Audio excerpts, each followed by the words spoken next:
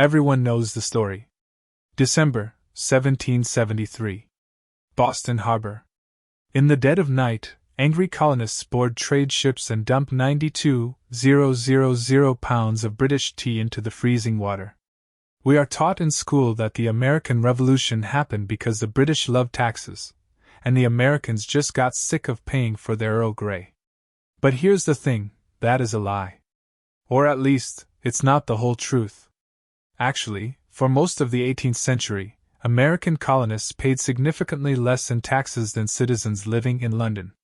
So, if it wasn't just about the money, why did a bunch of farmers, lawyers, and merchants decide to take on the most powerful military force on earth? Today, we are breaking down the real causes of the American Revolution. It wasn't just a tax dispute. It was a perfect storm of debt, control, and a radical new idea called liberty. To understand 1776, you actually have to go back to 1754. Britain and France went to war. In America, we call it the French and Indian War. In Europe, the 7 Years' War. Britain won that war and kicked France out of North America. It was a massive victory. But victories are expensive. Britain doubled its national debt fighting this war. They were broke. And from London's perspective, they spent all that money protecting the colonies. So, Parliament looked across the Atlantic and said, "Hey, we saved you from the French.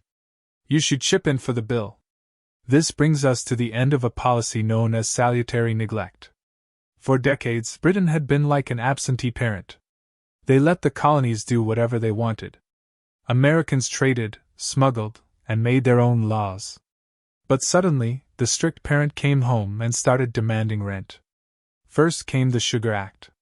Then the big one, the Stamp Act of 1765.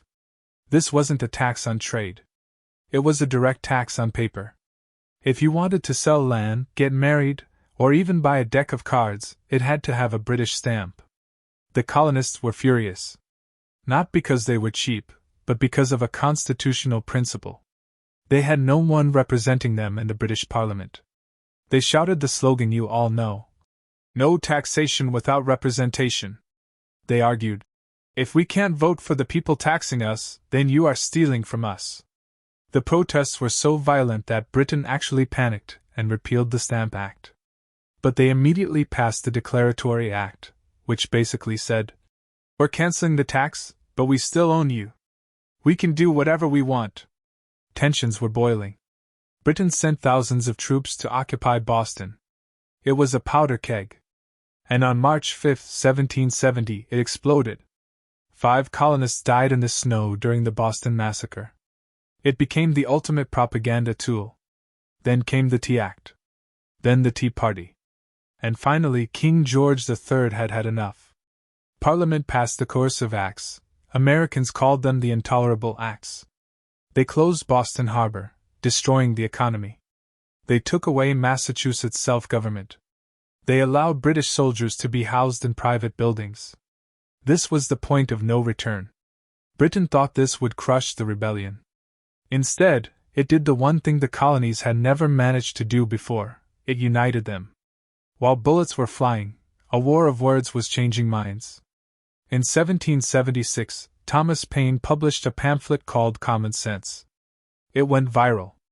He wrote, "There is something absurd in supposing a continent to be perpetually governed by an island." Combine that with the Enlightenment ideas of John Locke, who said that if a government doesn't protect your life, liberty, and property, you have a right to overthrow it, and the cause shifted. It was no longer about getting taxes lowered. It was about birthright. It was about the belief that kings didn't have a divine right to rule. It was about independence. The American Revolution wasn't caused by one thing. It was a chain reaction. It started with a war debt. It escalated through bad policy and arrogance. And it ignited because a group of colonists realized they weren't British subjects anymore. They were Americans. And they were willing to burn the house down to own it. If you liked this breakdown, smash that like button and let me know in the comments, was the British debt actually fair? I'll see you in the next one.